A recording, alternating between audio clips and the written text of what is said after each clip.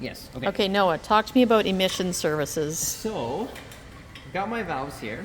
I have a brand new intake valve and then an older burnt exhaust valve.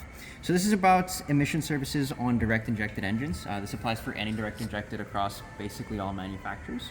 What happens over a long period of time, so with your valves, GDI technology is very different from port injected technology, which is older.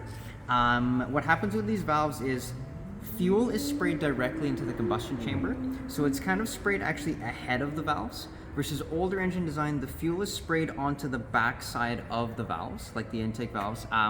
So all of this carbon that you can see, all of this nasty, gritty stuff, this is just freely allowed to build up with direct injected engines. As you can imagine with like port injected engines, the fuel is sprayed onto the backside and it kind of just washes all of this stuff away. So it more or less remains clean for the rest of the vehicle's life. But with direct injected, this carbon buildup is really bad.